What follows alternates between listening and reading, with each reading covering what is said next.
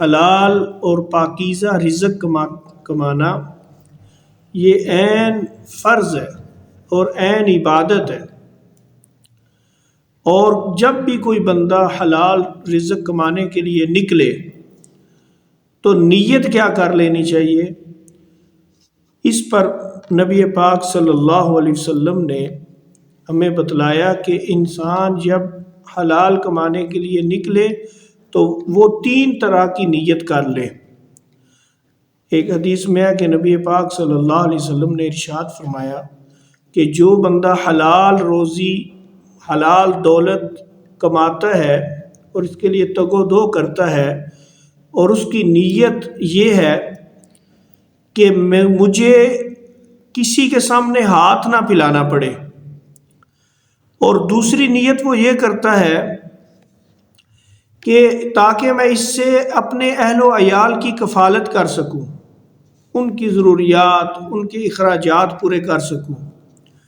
اور تیسری یہ نیت کرتا ہے کہ جو میرے پڑوسی ہیں میں ان کے ساتھ بھی احسان کر سکوں۔ تو جو بندہ بھی کمانے کے لیے نکلتا ہے تو حلال کماتا ہے اور یہ 3 طرح کی نیتیں کر لیتا ہے۔ تو آپ صلی اللہ علیہ وسلم نے ارشاد فرمایا کہ ایسا بندہ کل قیامت کے دن جب اٹھایا جائے گا تو اس کا چہرہ 14ویں رات کے چاند کی طرح چمک رہا ہوگا۔ پھر آپ صلی اللہ علیہ وسلم نے فرمایا لیکن اگر کوئی بندہ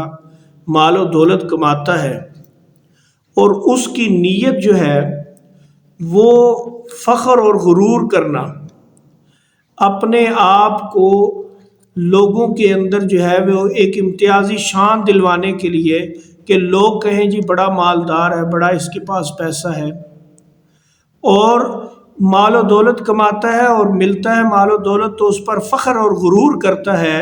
تو آپ صلی اللہ علیہ وسلم نے ارشاد فرمایا کہ وہ بندہ جب قیامت کے دن اللہ کے سامنے پیش ہوگا تو اللہ پاک ایسے بندے پر جو مال و دولت کما کر اس پر فخر اور غرور کرتا ہے سخت غضبناک ہوں گے۔ اس لیے یہ یاد رکھنا چاہیے کہ مال و دولت حلال طریقے سے کمانا، اس کی کوئی لمٹ نہیں ہے اسلام میں، جتنے آپ کوشش کر کے کما سکتے ہیں کمائیں۔ پھر حلال روزی جو ہے اس کو اپنے لیے استعمال کرنا، اچھے سے اچھے کپڑے پہن کر، اچھے سے اچھا کھانا کھا کر، اچھے سے اچھا جو ہے وہ گھر بنا کر رہنا اور گاڑی لینا، شریعت میں اس کی کوئی ممانعت نہیں ہے، لیکن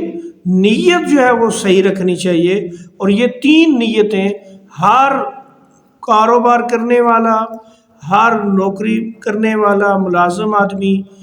جو بھی ہے، یہ 3 نیتیں جو بھی کرے گا، وہ بڑا بزنس مین ہے، وہ دیہاڑی دار ہے، جو یہ 3 نیتیں کر کے اپنی حلال روزی کمائے گا تو اللہ رب العزت اس سے خوش بھی ہوں گے اور اس کا چہرہ کل قیامت کے دن 14ویں رات کے چاند کی طرح چمکے گا۔